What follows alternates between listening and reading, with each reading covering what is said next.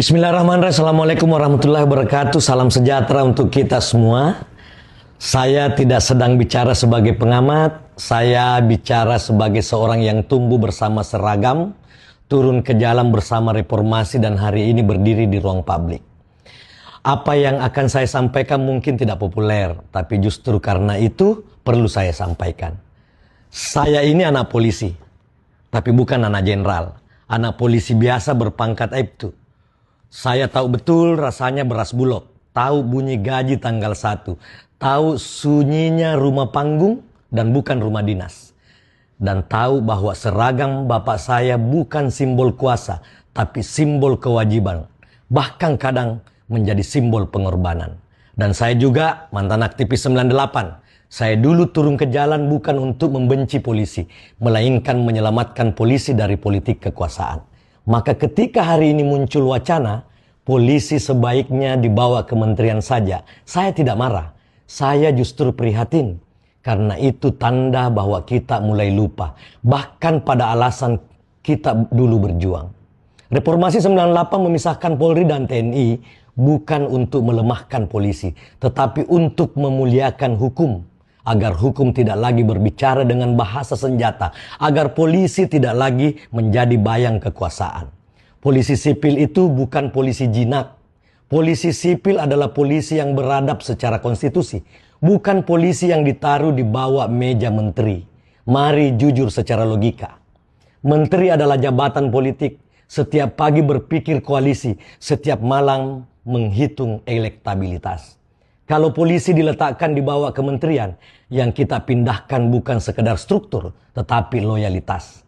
Dari hukum ke kekuasaan, dari konstitusi ke kepentingan. Dan itu bukan solusi, itu kemunduran yang dibungkus dengan jargon. Tapi saya tidak sedang menutup mata juga. Ada polisi yang buruk, ya ada. Dan saya tidak membelanya. Tapi mari kita ukur dengan akal sehat, bukan dengan emosi viral.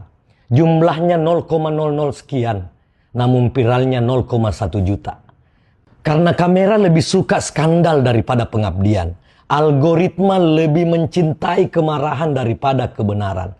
Satu oknum jatuh, ratusan ribu polisi baik ikut ditampar. Dan anehnya kita menyimpulkan lembaganya yang salah.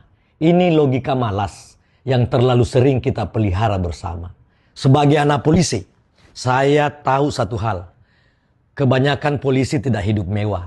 Yang mewah itu hanya berita tentang mereka. Mereka bekerja dalam senyap, disumpahi ketika salah, dilupakan ketika benar. Kalau yang ingin diperbaiki adalah perilaku, maka perbaikilah substansinya. Perbaiki etikanya, perbaiki sistem karirnya, perbaiki budaya kuasanya, dan perbaiki pengawasannya. Bukan dengan memindahkan Polri ke bawah kementerian. Seolah-olah penyakit etik bisa sembuh hanya dengan ganti papan nama. Dan sebagai akademisi, izinkan saya tegas, negara hukum tidak butuh polisi yang dilemahkan. Negara hukum butuh polisi yang kuat secara profesional, namun lemah terhadap godaan kekuasaan.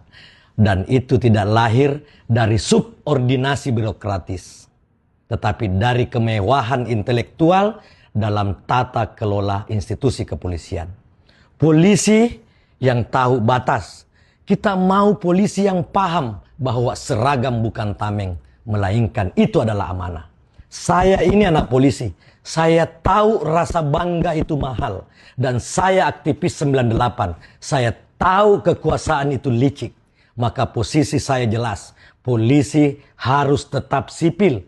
Tetap langsung di bawah Presiden Republik Indonesia sebagai mandat rakyat. Namun direformasi total dari dalam, tanpa kompromi. Bukan dipindahkan, tetapi dimatangkan. Karena polisi yang kuat tanpa etika itu berbahaya. Namun polisi yang dilemahkan demi kepentingan politik, itu namanya bunuh diri konstitusional. Saudaraku semua, kita tidak sedang memilih antara polisi kuat atau polisi lemah. Kita sedang memilih antara negara hukum atau negara yang takut pada hukumnya sendiri. Dan reformasi 98 telah lama memilih jawabannya. Salam hormat dari saya, Profesor Dr. Insinyur Sakir Sabara bin Aibtu Haji Lawata. Wassalamualaikum warahmatullahi wabarakatuh.